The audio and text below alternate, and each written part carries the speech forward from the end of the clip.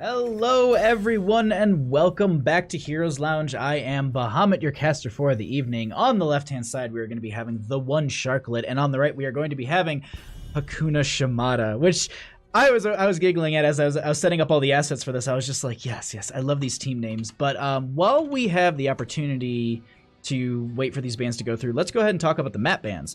We had the coin flip won by Hakuna Shimada. That's going to mess me up a couple times.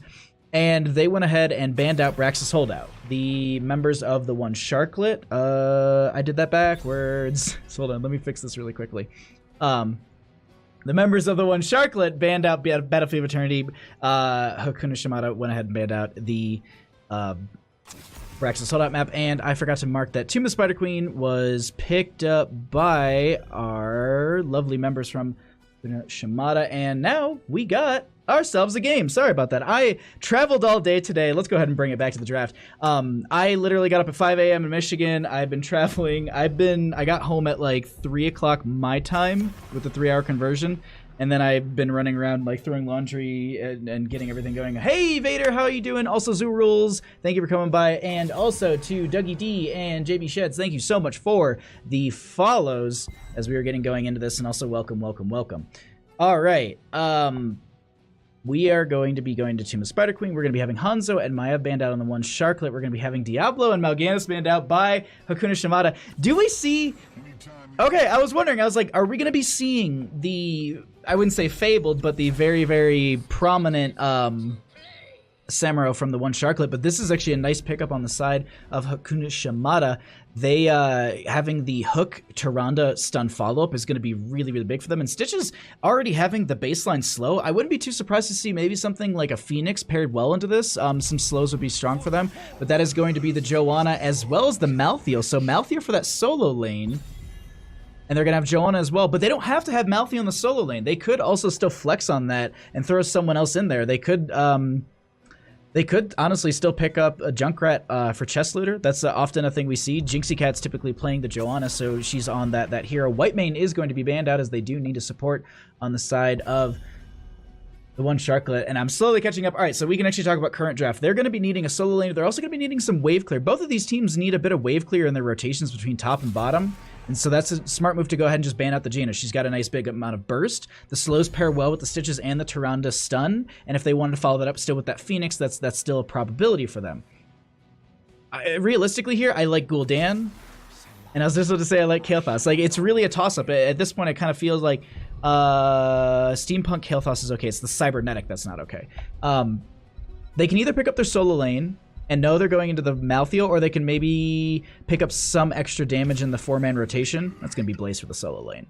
It's not a bad idea. Blaze is very, very strong in that solo lane. Malthael might have a good time in this matchup, though, because Malthael does do percentage-based damage and does have self-heal, as Blaze does, too. But there is the Samuro that we often do see coming out from the one Sharklet, and a Stukov to round out their draft.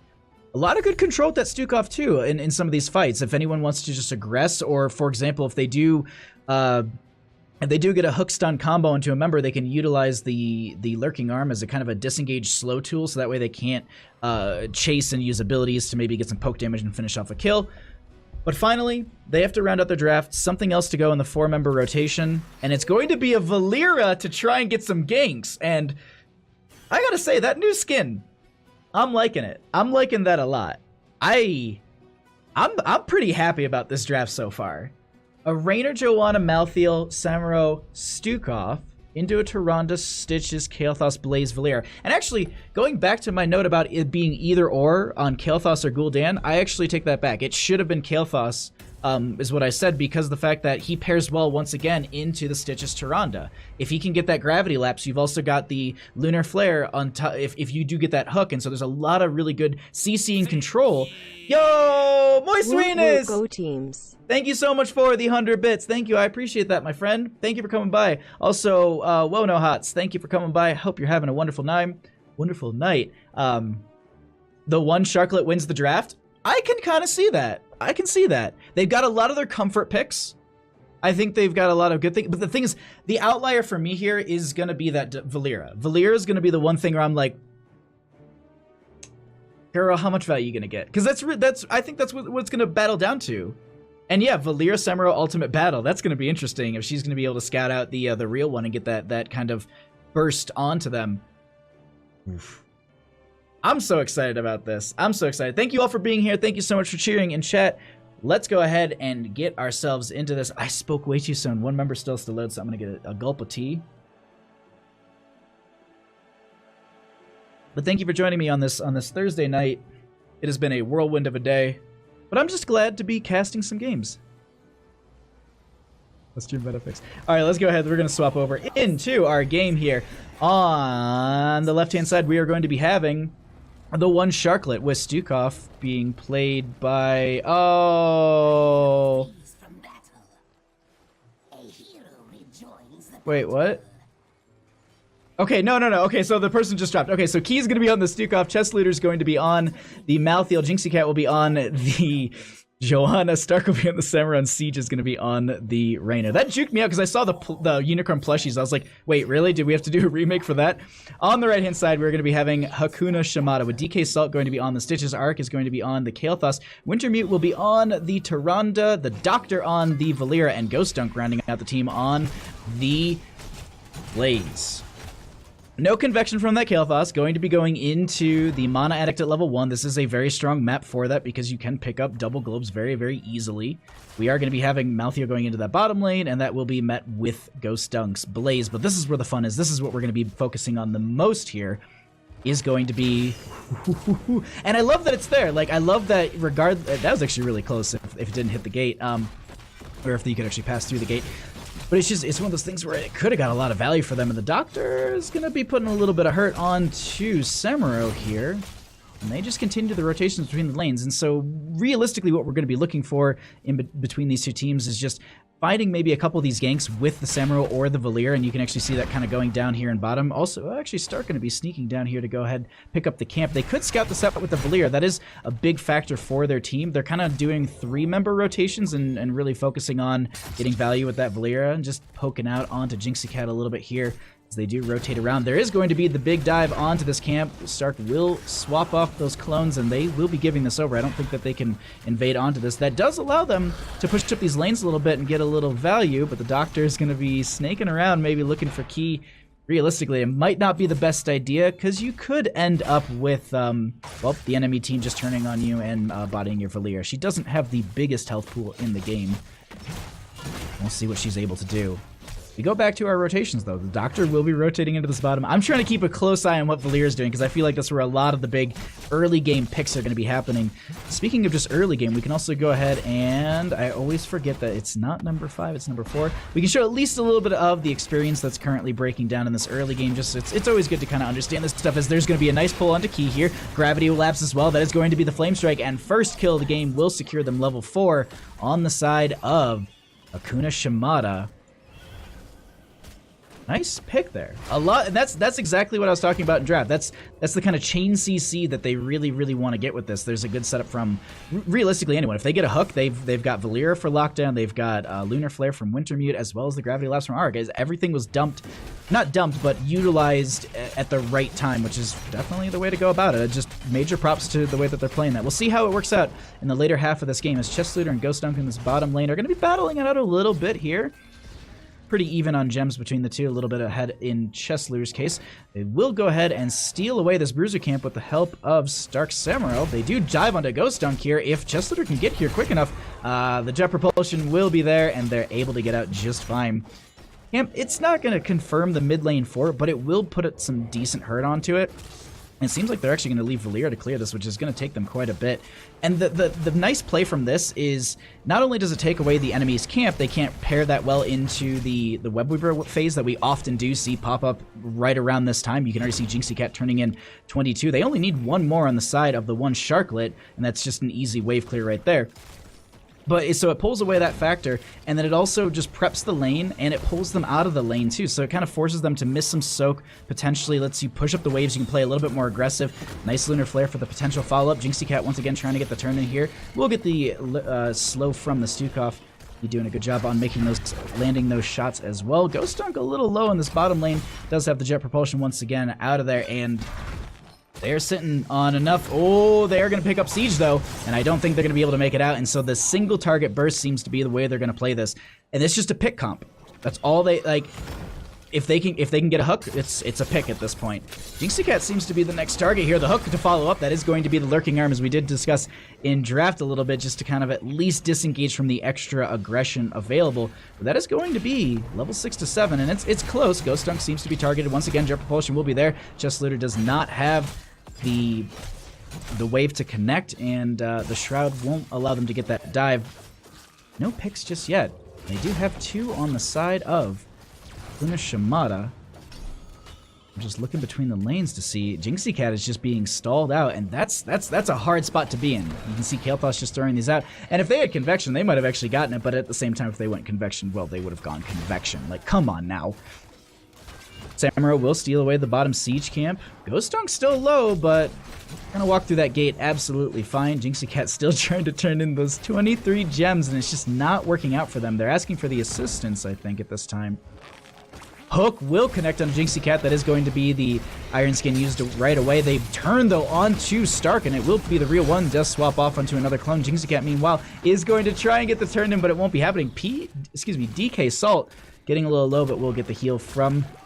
Oh, that was a nice hook right there, but unfortunately, the rest of the team had gone up into top lane to at least make sure Jinxie Cat didn't turn in, or get the clear up here. And they're just stalling. She's stalling them out, but they're stalling her out. Meanwhile, they could potentially turn in this bottom. No, it's actually just all Jinxie. Never mind. Let's see. It's just a waiting game at this point. We're gonna see what the teams are able to do. When you have everything on one person, they know exactly who to look for consistently. I'm like waiting with bated breath to see what they're gonna be doing here. Check on bottom lane at least. DK Salt is gonna be absolutely fine.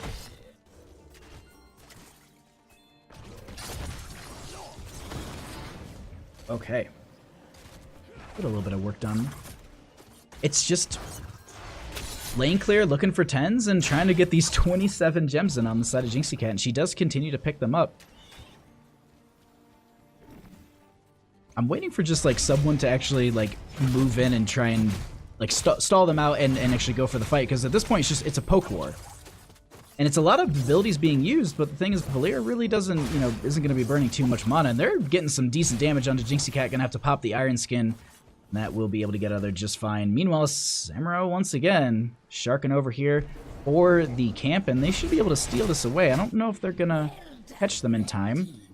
Oh, but they do see that he's on the camp, so that does mean that he was supposed to have the mount. That is going to be the stun from Ghost Dunk. There's also going to be Stark. Oh, swaps over to a different clone.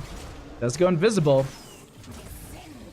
We'll see. Are they able to chase this? If you don't move, oh, he splits once again. Okay, this is the chase right here. That's going to be the chain. Yeah. Samuro is picked off, and that will be red web weavers for the members of Hakuna Shimada. They also, I think the camp was just leashed, so I don't think they have that benefit as well, but at least they didn't allow the members of the one Sharklet to actually steal it away. And while we have 10s also achieved for both teams. Okay, so we have Pyro Bomb? Hello? A Blast. I don't know why I was doing backwards. We have Pyro Blast. Okay. This is going to be interesting. Because the thing is that there's Flailing Swipe, so if you actually... Oh, okay, hold on. We have a Condemn coming out. That is also going to be the Hyperion on top of that as well. Stark is going to be swapping over to another clone. That is going to be the last race going on to the Toronto, so they do get a kill right there for the first time. But Jinxie Cat's so low, going to be dropping 35 gems. That is the majority of their economy. The Flailing Swipe is going to be coming out, and they're not able to pick them up, and that is a huge chunk of change lost for the members of the one Sharklet. And the one thing I want to note about the Flailing Swipe is that anytime you see that Pyroblast being starting to channel by Arik, they can go ahead and Flailing Swipe that, and if they knock them out of that, they interrupt it, and boom, they don't need to deal with that. Or Siege can also do it as well. But they have back-to-back turn-in availability on the side of Hakuna Shimada, and I think they're going to be able to achieve that, as Jinxie Cat is just coming back to life at this time. They are going to be stalling out Ghost Dunk in this bottom lane, or at least Chest Looter is going to be getting some decent damage as Siege tries to get these 14 in here, but that won't be enough, as they do need 2 more. Chesslooter all by themselves here. They don't want to be falling because they're going to be losing a big economy. They do dodge the jet propulsion. They're going to be slowed. The Web Weaver blue turn in does go through for the members of the one Sharklet. And now we just wait for the Web Weavers to descend. We're going to be having Stark in the top and the mid for a second there, clearing out. That will be Jinxie Cat pushing that up as well. Let's see. Top lane is the boss lane. It seems it's always the priority for a lot of teams, and we can already see that they're sieging into this pretty well. Mid lane is going to be cleared out, I think, first as DK Salt and Wintermute will be rotating up there, but the rest of the team is focusing bottom lane. This nice split allows them to just continually, they will be able to confirm a fort through this since they only have Blaze in bottom lane, and this Web Weaver is fairly healthy. They could make the hard rotation. I think they're trying to figure that out at this time. They're just like, well, do we give a bottom? And I think they're going to be doing that exactly. Top lane will be cleared out by the Doctor. They clear out mid lane as well. We do have Stark sharking up about here.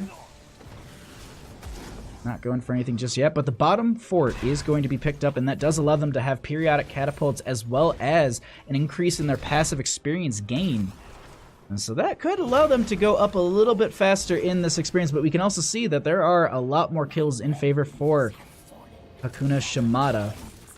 And with that, if they can continue to get single target picks, that will really, really even the playing field in the experience, and that passive experience really won't matter too much, as we are going to be seeing a small lead. This looter is going to be invaded by DK Salt, and I think they see that people are missing. The hook goes out. 43 gems, by the way, sitting on Ghost Dunk. And the team is coming down from the members of the one Sharklet, and they want to go ahead and get this. They do have the Blessed Shield goes out. They are trying to slow them down. That is also going to be the silence from the Stukov, and that is Bunker from Blaze as well. I think they were worried about the last rights potential, but no one's going to be falling. They pick up the Siege Camp for bottom lane. No back-to-back turn-in for the members of the one Sharklet, and Hakuna Shimada, that's going to be throwing me off all night, is going to be just looking for that turn-in at this point, and they need to defend this on the side of the one Sharklet. I think they know that. I wasn't sure if maybe those pings were for them. Hook goes out. They get siege. That's going to be the follow-up. That's going to be a lot of damage going out. The push goes out. Flailing Swipe is there, but it's not enough. They get the single target pick onto the Rainer. They're looking for Jinxie Cat, but I don't think they'll get it since she does have the Iron Skin. But now Ghost Dunk can at least take away 21 of the 44 that they currently just held, but Jinxie Cat a little bit in a low spot here. That is going to be the Pyro Bomb going out. There isn't really anything they can do. They tap the last second Iron Skin. I didn't think they had it. I didn't think it was off cooldown, but there it is. A nice denial of another kill. That is going to be Rainer dead at this time, which would have been big for them. The Hyperion is a nice anti-siege tool. They can, well, actually Rainer's already back. They can run up to top lane, siege that through top, or if they try to push into this bottom lane, definitely an option for them as well. Meanwhile, bottom lane really quickly is going to be just pushed back by these Siege Giants, which is a big benefit for the members of the one Sharklet. They're looking at Stark. That is going to be the Hyperion coming out as well. Blessed Shield, I do believe, just went out on top of that. They're trying to find a kill, but it's not going to be happening. They disengage from the push, and that is mid Web Weaver dead. Top lane is sitting fairly good on its health, and they can try and siege on this. They can definitely take out the well if they want. They are going to be focusing on Stark at this point, as they are in this backline trying to find an entryway, but it doesn't seem to be working out for them. Oh, the swap at the last second. They get the hook onto Chest Looter. Last rights is available if they can get someone low enough for it, but a lot of the members of the one Sharklet are low themselves. They do kill the Web Weaver. They do lose their well. DK Salt might have a hook soon. Okay. Bottom lane's going to get pushed in a little bit. They'll have a catapult and I think a wave or two. Big Dick Iron Skin. That's like the one I look over at Twitch chat. That's the one thing I read this entire game is just Big Dick Iron Skin. Thanks, Vader. Hook will go out. Siege once again being the target. They're trying to do everything they can to disengage from this. Flailing Swipe will be going out as well. They do not allow that kill to happen, but once again, Pyroblast is up. We'll see if they're able to do anything with that. That is going to be the Pyroblast going out at this time. Seems to be targeting Malthael. That is going to be the kill on Malthael. They run for the gems right away. Key sitting on 51 gems for the friendly team. They already have 6 in. If they just get Stukov turned in, that's all they need. And on the same hand, they only need 7 more on the side of Hakuna Shimada. It's not too far off for either of these teams, and we're getting those later game Web Weavers. They're really going to start pushing, and they're really going to start getting some good siege damage. Ghost Dunk going to get chased by Stark here, and top lane going to get just poked at a little bit here and there. And we can at least also just show some of the damage talents while we have these rotations right before 16, because 16 is going to be a nice pick-me-up for both of these teams. It's a top-tier talent tier. God, try and say that way too many times fast. Okay. Let's see, what do we have going on around the map? Turn-ins available. They just got to find an entry point for Key to get in.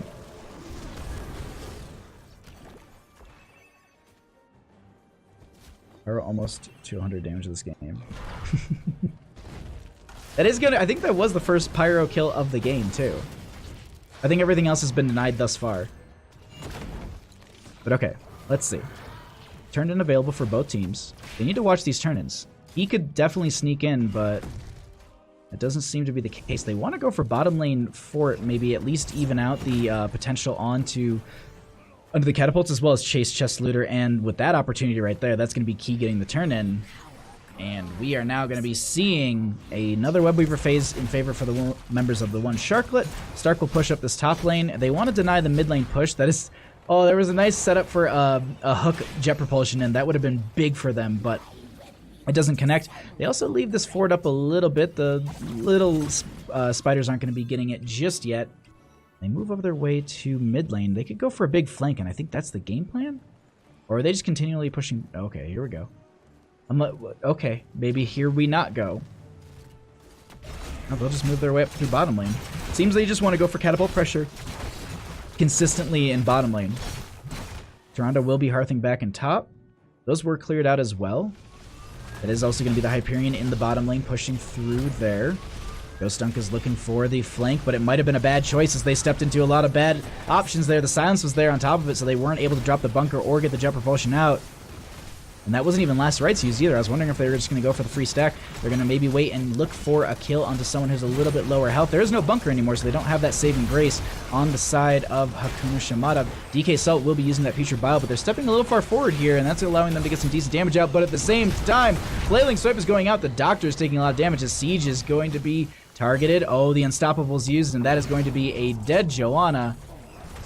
Pyroblast getting the value that they're seeking in this situation, and this turn, oh, the Doctor is going to get turned down by Chest Looter, and it's a 3 for 3 at this point. Blaze will be back any second. Web Weavers have finalized. The hook goes out, doesn't connect. It's a bottom lane keep in favor for the members of the one Sharklet, so they'll have continued pressure in bottom lane. Top lane Fort's going to be going down at this time, so they'll have periodic catapults there, and mid lane is fairly weak. No turn-in for the members of the one Sharklet, which allows them to kind of look at denying some of these turns if they got to move quick, though, as we are going to be seeing DK Salt not targeted quick enough, so they only need 3 more. They only need a minion wave, and we can see that there's enough on Wintermute and as well as Ghost Dunk, and they definitely have they have an option for a turn-in, and as I said, late game Web Weavers, they are powerful. We just saw one go through a keep, and the rest of the team was just there pushing with it. They also had Hyperion, which is a nice talent to kind of aid in that push. 18 to 18, Stark taking a bit of damage, going to swap off to another clone. Gilthos just going to be trying to clear out the mid lane push, I guess. But I'm just waiting. I'm looking at minimap a bunch because I'm like, all right, who's trying to set up for the turn-in and who's trying to deny it? Chest Leader is going to be there. They will have the initial deny. Going to be stepping up with Semro as well. Going to swap off that clone. Meanwhile, though, Valera does have the opportunity up above, but that is going to be the silence. The last rights goes out, and that is a dead Stitches. The Doctor was trying to get the turn-in up here, but that was constantly denied by Jinxie Cat, and now with that kill onto Stitches, it's a harder spot to be in. They do still have the opportunity for a turn-in, but it's consistently a 4 into 5. It's a little risky. The Doctor trying to go for these. As Stark is going to be sharking around, maybe looking for the chase onto them. Might be a bad idea if they do. Well, they have the swap. Bottom lane will have Siege Giants as well pushing into that. And with the consistent catapult pressure, they're going to need to monitor that lane as much as possible. That's going to be a big factor for them soon on the side of Hakuna Shimada. Don't BM, please. What was the BM? Did I miss it? Well, I'm sorry if I missed it. Sorry, stream. Okay. Will be returned in phase for the members of Hakuna Shimada. 20s are on the cusp for the members of the one Sharklet. Top lane's pushed in quite far. This is realistically just going to buy them some time to at least push out the waves and get themselves 20 as well, and they don't need to fight without that. I'm just looking through the level 20 talent, seeing if anything pops out to me. Malthiel's still holding. What are you going for at 20, Malthiel? What are you about to pull on us? Puck does go out onto Jinxie Cat. Doesn't seem to be the target they want. They just disengage from that. Also, the rest of the team has cleared up the mid lane, so they can just go ahead and move up a little bit more. Stark going to be swapping off into another clone, and that is going to be the Hyperion out as well, which will be just clearing out this Web Weaver. 20 to 19 goes out. Stealth BM is no flush hush. Huh?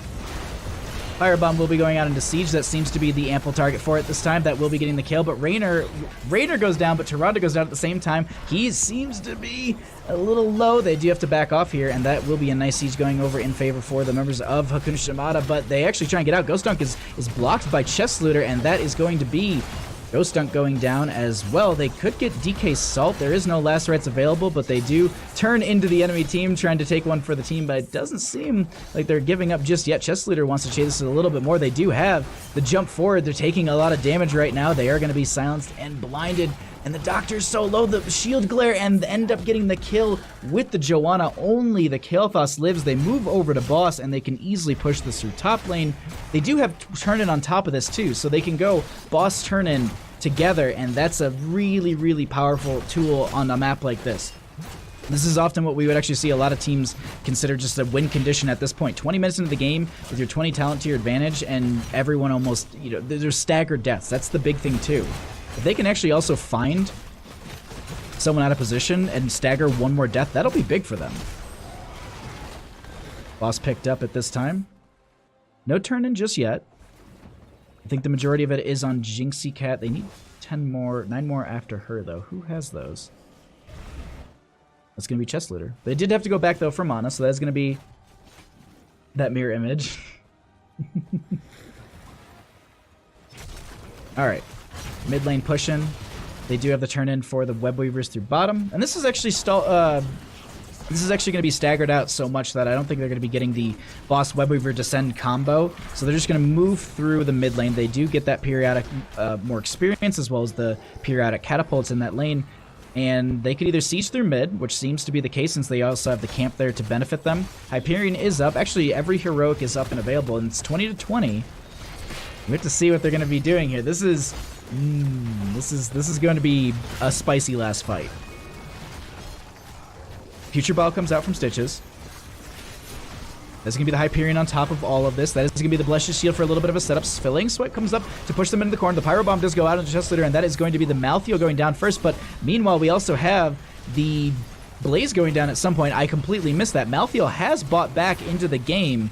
We already have Samuro already just jumping onto the core saying, this is the game that I want to end. We have DK Salt and friends pretty low here, and that is going to be the core going down. Game number 1 going over to the one Sharklet. GG. Well played. Alright, we're going to be making our way into Cursed Hollow.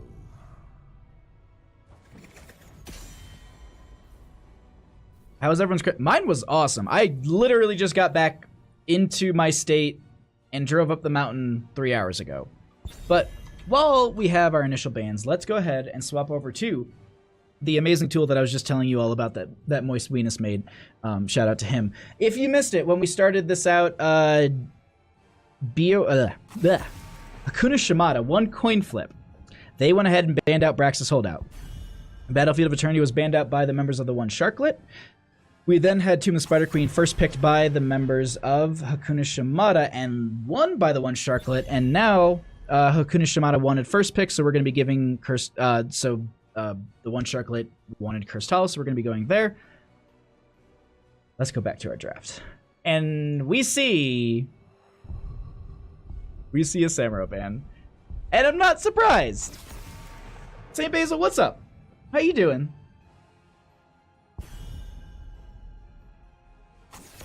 It's clean. It's really clean. Really quickly here. I just want to show you. Like, I think it's an awesome tool. Let me. I know we're missing some draft, but everyone's got to see this. This is what you load into. But he also has like a 5 map. Like he made all of this. Like major shout out to that dude for doing it and just like making it for free. I was traveling today too. Oh, where'd you travel from, Kaleo? Venus, the man, the myth, the legend. Absolutely. I can't wait for you. I'm watching. Like, that's like every time I need to do a draft and stuff, like that's what I get to see. And I absolutely love it. Like, it's such a good load. It's just like, yeah, thank you, Venus, for making this. Okay, all right. Let's actually talk about our draft here. We do have no Shimada, bro. We don't have a Tyrande. We do not have a Samurai, and we do not have a Dahaka. A lot of things that make sense here. We are going to be having a Raynor and a Malthael really early picked for the one Sharklet. We'll see how that works out for them. We'll talk about that a little bit later in the draft. I want to talk about the Abathur Greymane Diablo. Abathur first pick on this map. They could go the route of supportless game. Moist of 3, moist of 5. I'm dying. Right? It's so good. You could go solo support Abathur here, and it's doable. It's just you got to play really, really safe, and I think they've got heroes for it. And then at 10, when you're able to clone Greymane or even Diablo, that's huge. Like the amount of CC and control you have with double Diablo on the map. No, thank you. And even then, like Genji is currently available too. We could see Genji pop up. We also could see Li Ming. Li Ming Greymane is a strong combination because of the fact that they do have Greymane assists in a lot of the resets. And I'm not talking about any of the Sharklet straps. So let's actually switch over to there as they do pick up a Blazing Arthas. Blizzard, add like 5 more seconds to each of these counters. I know draft will be longer because they took time out of the draft counters because of the extra third ban. So it's like everything goes quicker. So I look what you made me do. We are gonna. So I think my chat at least has confirmed that Arthas will be played by Jinxie Cat. All right, so they're gonna round out this draft. They could go solo support Abathur. They could pick up a global with like a fall step, but I do like the idea. Okay, so they'll go for the Genji, which is just another, it's with Abathur is a very, very strong combo. And then Karazim, so they're going very divey damage build. This is all dive, this is all damage.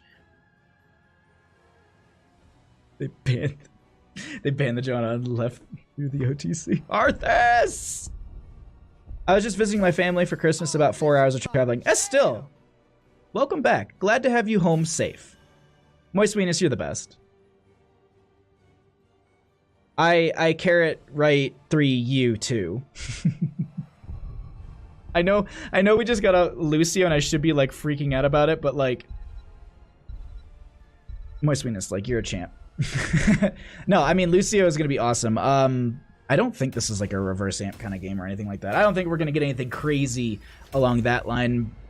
Realistically, they're going to break it down because there's going to be a buttload of dive on top of them. Double Genji or double Greymane.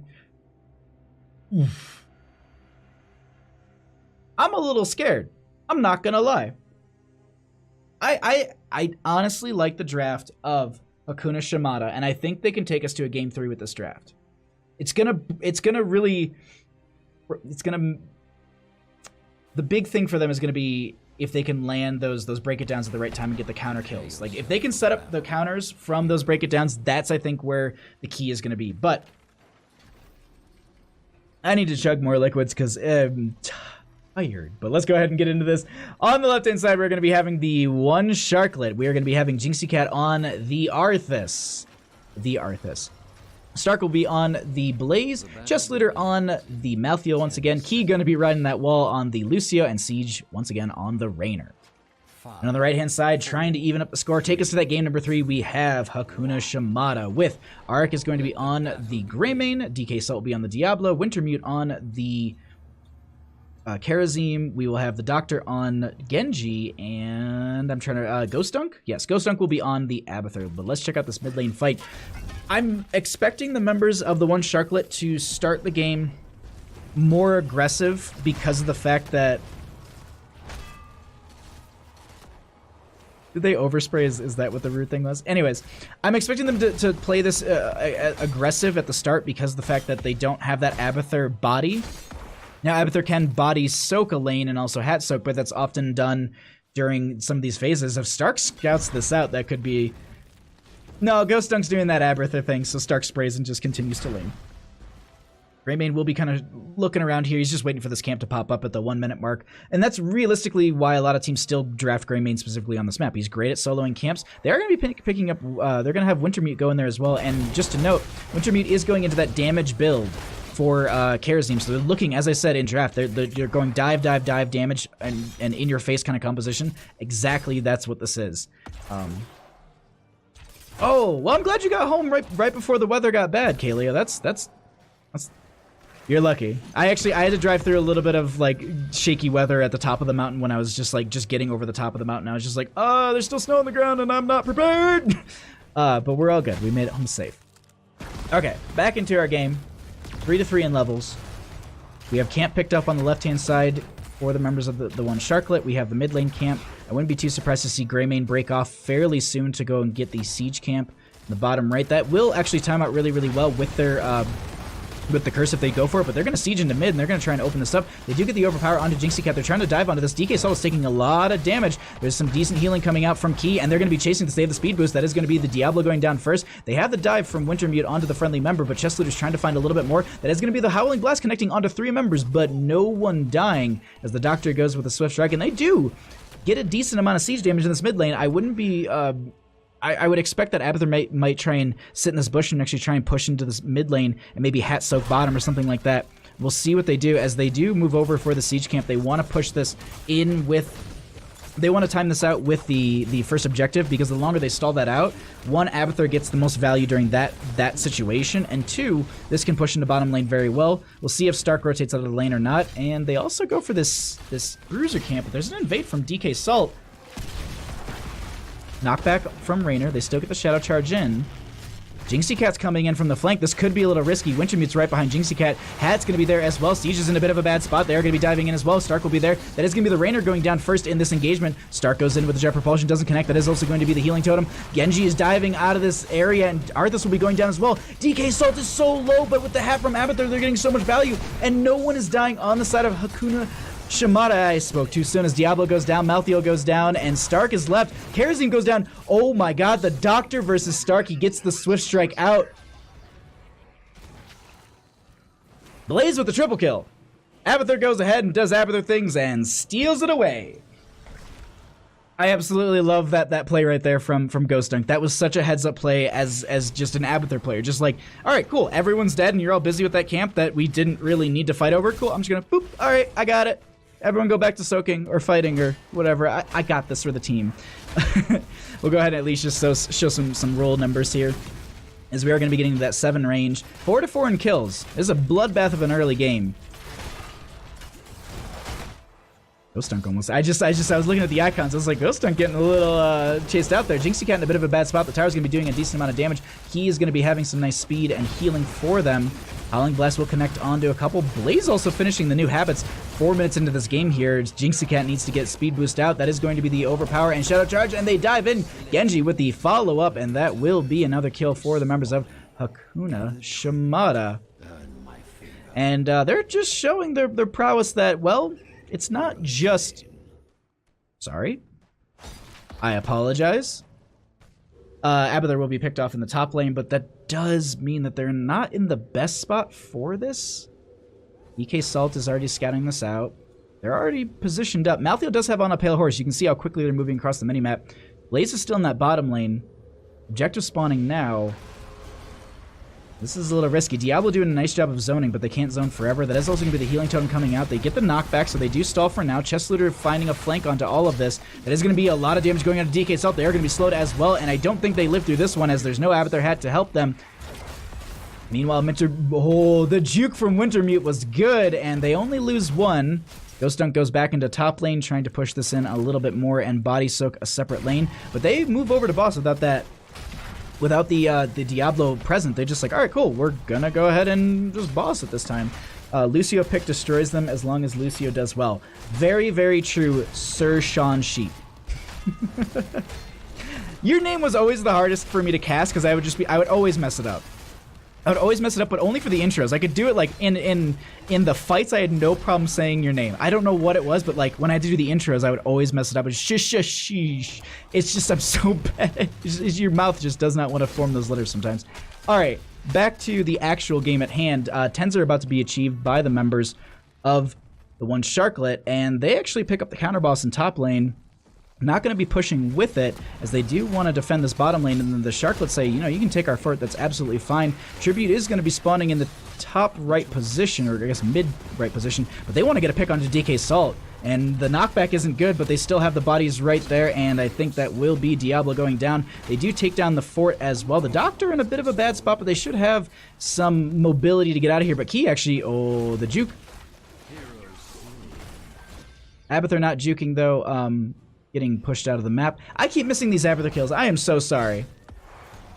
Oh, Satat, thank you so much for the 50 bits. I appreciate that. I will resend your alert when we get out of this game, as Genji will be going down in the bottom lane. Meanwhile, Mouthy and Top will be clearing out the boss up there. There's no 10 available for the members of Hakuna Shimada. They need to find that 10 ability so they can really get those dive talents up and running. The other thing, too, is having the extra body with the Abathur clone is a massive factor for them. We once again see Abathur going into the top lane, as there is going to be the siege camp pushing up. Blaze went ahead and grabbed this curse point, so it's 2-1 in objectives. They could grab the second and make us an interesting fifth. There we go. I can do math. All right, let's see. We're gonna have 7-strided Apocalypse. Okay, Dragon Blade. That makes sense. Okay. I'm the Apocalypse I'm not like lost on, but it's just like, really, Apocalypse? I was thinking you go for the lightning burst for the slow to allow a couple of your members to enable, but hey, if you get a massive sun, that'll be really, really good. They're currently just bushing up over here. Boss is up in 3 minutes. I don't know what they're positioning for. Objective's all the way down here. I'm curious about that one. Where is Tyrande? Tyrande got banned out, unfortunately, by the members of the one Sharklet. Rule number 1, if you play Diablo into Arthas Raynor, you have to live. Raynor, you only have to live if Arthas lets you live. I'm sorry, I'm horrible at reading, apparently. At least while I'm trying to cast at the same time. So they give this over. They actually make this, they're going to make this a little bit more interesting. I'm curious as to what the call was for this. They're up in level. They do take the fort in top. I'm wondering about this, because they sat up in this bush for quite some time. I was wondering, maybe they thought they were going to go for a gank onto Chest Looter, because they were playing so far forward? And they said, nah, we're just going to go and grab camps and steal that away. And I think that's exactly what they did. They said, yeah, we could go for that, but they're really close. They could be setting up for a gank, and I do have a delay on my stream. I was just like, wait, do they do it? I sometimes worry. I'm just like, these teams like are so heads up with some of their calls. I'm just like, is my delay on? Correct? They've been taking notes. They definitely have been taking notes. Well, the Tyrande in game number 1 was really, really strong. I'm not going to lie. Who was it playing Tyrande? Wintermute was on the Tyrande, and it was really, really good play. I absolutely, like, I wish I was good at that good at being a support player. We have a fight breaking out as it's 13. The double root going to be going out. That's the Apocalypse as well. Couple members going to be getting low. 7-sided strike comes out. That is going to be the break it down on top of it. The bunker comes out as they start to chase this even more. Genji has the swift strike into the backline, but it doesn't seem to be. Oh, excuse me, it's the clone. Last rites goes on to Diablo, so that will be a dead demon. They do have the deflect onto the Doctor, and they're getting a little bit low here. But Chest Looter is going to be getting so low. Genji Ghost Dunk with the follow-up kill, so the clone does pick off one, so they even this up a little bit more. The Doctor is going to be chased a little bit here. They do have the speed boost. That is going to be the slow as well. The root is there, and Karazim goes down below us to siege, and that is going to be Genji going down. Meanwhile, the objective has been up and available, so they wipe 4, and they only have their Abathur. Well, Diablo is back at this time because of the staggered deaths, and the death timers aren't the longest at this point. That will be first curse of the game going over in favor for the members of the one Sharklet, and we'll see what they're able to do with this as they're just gonna melt through mid lane. They don't have any sort of pressure in other lanes. We'll see if they're just gonna target one. Genji's gonna be back in just a second. So that's all 5 members up. Not everything, pretty much there's only like a couple abilities off of cooldown for heroics. There's a nice Howling Blast connecting. That is gonna be the healing totem in the backline as well. Chest Looter is rotating in with the friendly team as well. They do have the last rites. They could find someone who's a little bit low. Wintermute is that target, potentially, but they're getting CC'd so much. That is also going to be the 7-sided coming out. The break it down is going to be there, but they can get one member A little bit lower, that'll be big for them. That is going to be the Diablo going down, another stack in favor for them. They could chase this if they want. There are no towers doing damage to them except for the core. Ghost Dunk does clone the Genji, and it doesn't seem to be getting the value that they want since, well, there's no real big Diablo to kind of tank some of this and move people around. They get the keep, and they also get the Abathur clone.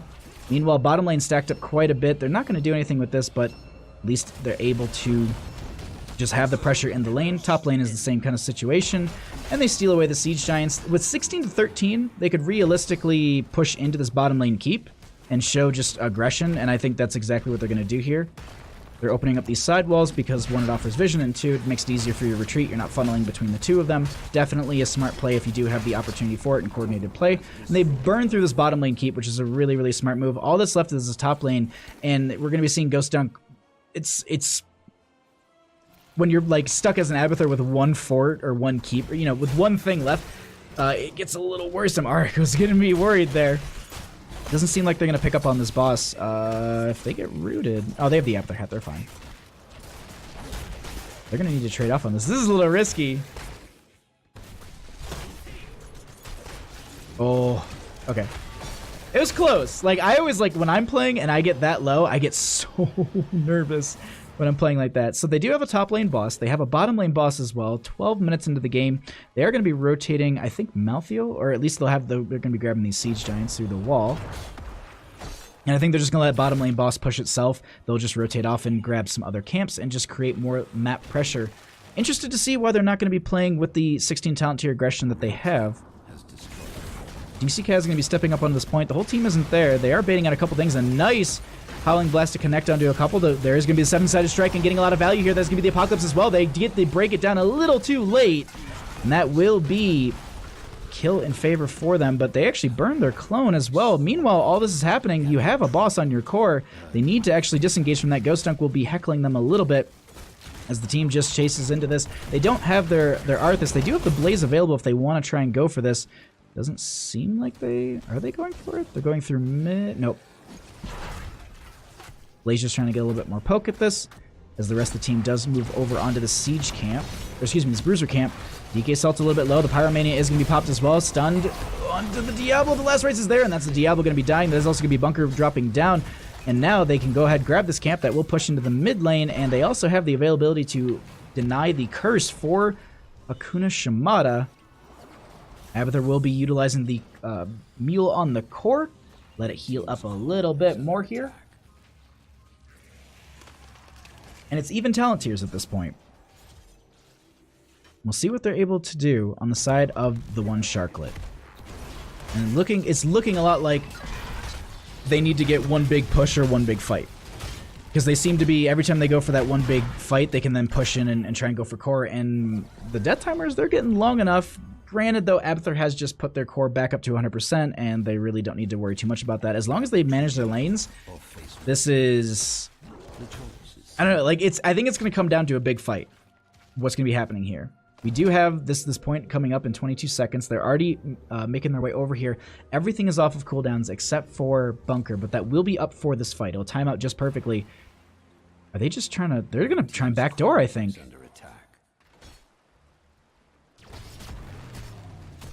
Hearths go out. They pull them off of it. They could just burrow with the Abathur. That's the thing. Abathur could just burrow there and grab it, and that will get them the curse. That is going to be the Blaze dropping Pyromania as well. That is going to be the Apocalypse coming out as well. Break It Down is going to be used. They do have the Bunker on top of all of it. 7-sided strike comes out. That is going to be the last race on the Diablo. Curse goes out because Abathur does grab it. They go ahead and clone Ghost. They go ahead and clone the Doctor here, and so double Genji, but the Doctor's so low. Meanwhile, they're currently pushing on the core. Ark is the first one to be going in the back line. Wintermute seems to be the next target. Chest Looter doesn't have an... Oh. How? Someone... What? Siege is getting a little bit low here, but the core is falling. Jinxie is hitting it with Frostmourne as much as... I like how the rest of the team's doing it. It's just Arthas is just wailing away. Abathur drops the meal. It's not enough, and that is going to be game number 2 going over to the one Sharklet. GG. Well played.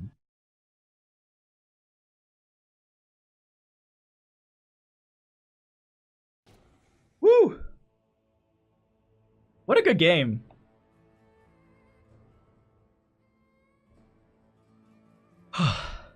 It's just like, I gotta breathe for a second.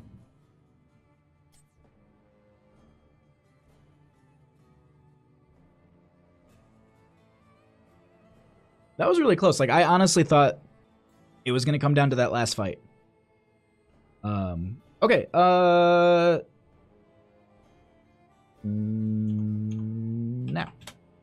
Okay. I will let them know to come in here.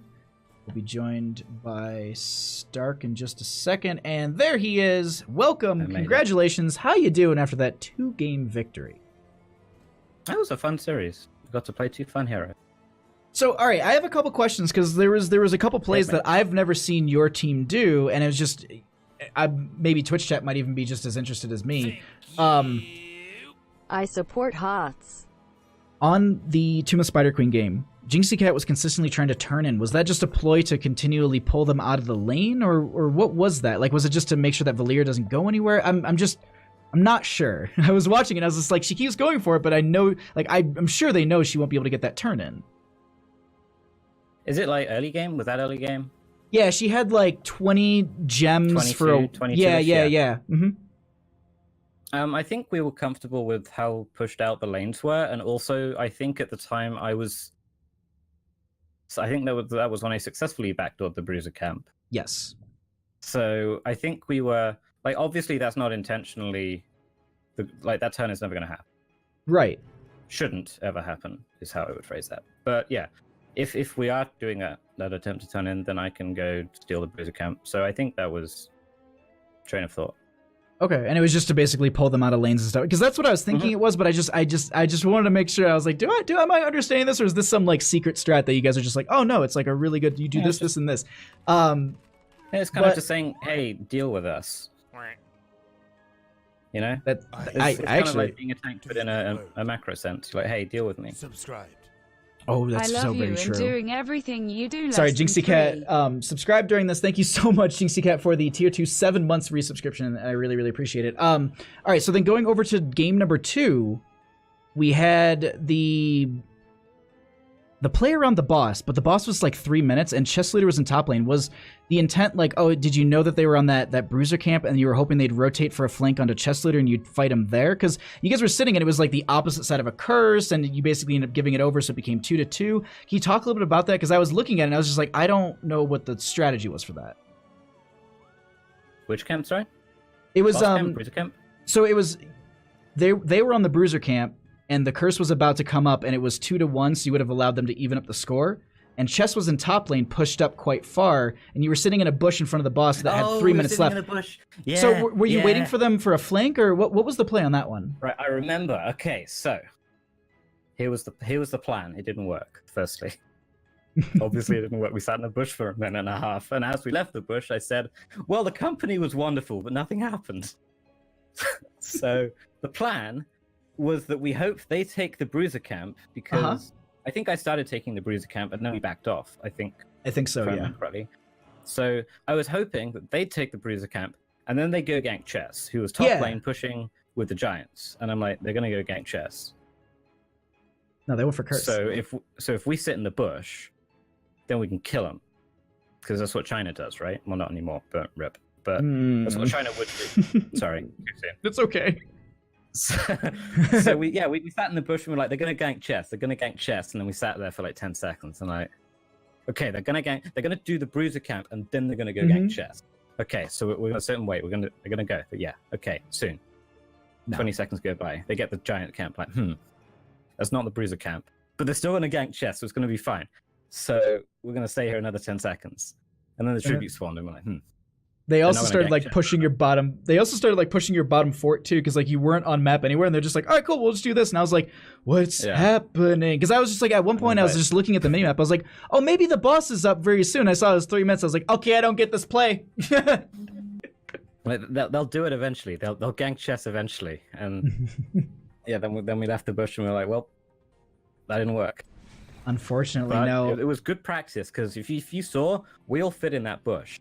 Yes. And Blaze is pretty big. Actually, no, hang on. The hitbox had gotten it, didn't they? Yeah, just a wee bit. Maybe that's what they did. They wanted everyone to. They wanted bush parties to be more full, and so that's why they made the models a little bit smaller. So if we invited the red team to join us in the bush, we all could have fit in there. Exactly. Or it would have just been a bloodbath, and then one team could have just been in there. I'm putting it down to Chess not sending out the invites to the party. That's what I'm. One job. You had one job, Chess. But no, I mean, thank you so much for the games. Thank you so much for the interview. These were a blast to cast. But before I let you go, any shoutouts that you'd like to give? Shout out to Key and Sheej for playing with us and having a child. Child is wonderful. Shout out to Santa. Shout out to you and Bandit. Shout out to Chess for not getting ganked. Shout out to Jinxie for being an Arthas. I played Samurai once, so shout out to number 2, because number 2 got wrecked in game 1. I don't know if you saw, but Hakuna Shimada's stun combos were insane in They were game really, 1. really good. So They shout were out to all really of them. good. Because we were drafting in game 1, and we were like, okay, so they like Stitches and they like Toon. I guess they're gonna kill people and have some wave clear.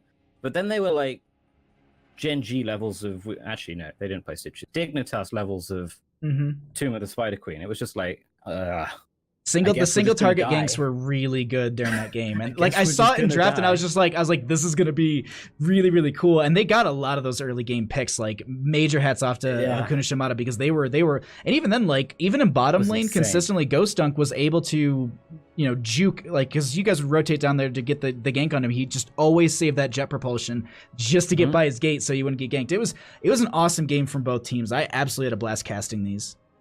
Yeah. So. I think that's all my shoutouts. Did I forget anyone? Everyone you forgot. Shout out to my sister's cat, who for Christmas got me Ghillie Shark keycap. That's perfect right there. There you go. All right. Well, thank you so much, and you have a great night, and I'll see you guys down the road.